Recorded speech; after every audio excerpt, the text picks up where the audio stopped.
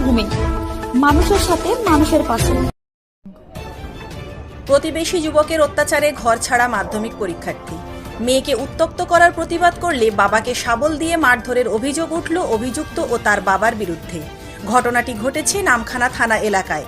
Police ও স্থানীয় সূত্রে জানা গিয়েছে, প্রায় 1 বছর ধরে এক ছাত্রীকে উত্ত্যক্ত করত প্রতিবেশী এক যুবক।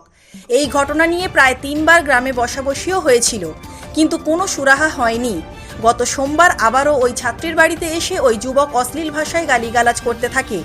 সেই সময় ওই ছাত্রীর বাবা প্রতিবাদ করলে অভিযুক্ত যুবক ও তার বাবা তাকে শাবল দিয়ে মাথায় মারে। সঙ্গে সঙ্গে ওই ছাত্রীর বাবা মাটিতে লুটিয়ে পড়েন।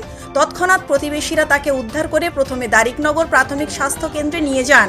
পরে তার শারীরিক অবস্থার অবনতি হলে কাকদ্বীপ মহকুমা হাসপাতালে স্থানান্তরিত করা হয়।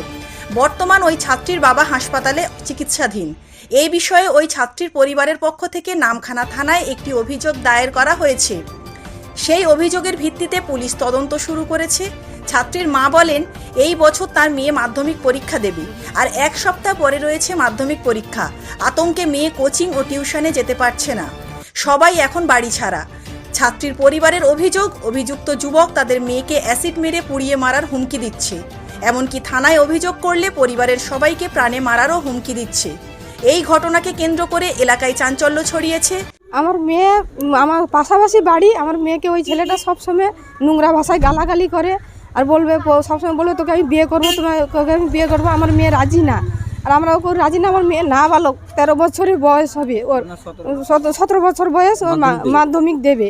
বলছে তোকে মাধ্যমিক দিতে যাও, তোকে দিয়ে দেবো, তোকে নলি কেটে দেবো, তোর না বেরোলে তোর ইয়ে থেকে অ্যাসিড ঢেলে দেবো মুয়ে করে, এরকম করে গালাগালি করে এ করে। আর জ্বর বয়ে মারতে এসেছিলো। তার বাবা যখন প্রতিবাদ করতে যেতে তার বাবার মাথায় করে শাবল করে ওর বাবা আর মা এসে মেরে দেয়।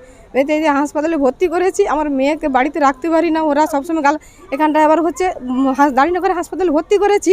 ওটা ভর্তি লাইনি, বলছে রিপোর্ট না করলে ভর্তি নেওয়া হবে না, ওই মাথার স্ক্যান করতে হবে তবে ভর্তি নেওয়া হবে। বাড়িতে যেতে আবার সেই গালাগালি করছে, বলছে একটু কবাট খুলে, বলে কবাট খুলে দেখছিস, তোকে অ্যাসিড ঢেলে পুড়বো, এরকম করে গালাগালি করে। এই পরিস্থিতিতে মাধ্যমিক পরীক্ষার্থীকে বাধ্য হয়ে আশ্রয় নিতে হয়েছে এক আত্মীয়ের বাড়িতে। যথেষ্ট আতঙ্কিত রয়েছে ওই পরীক্ষার্থী। নামখানা থেকে বঙ্গভূমি নিউজ টিম।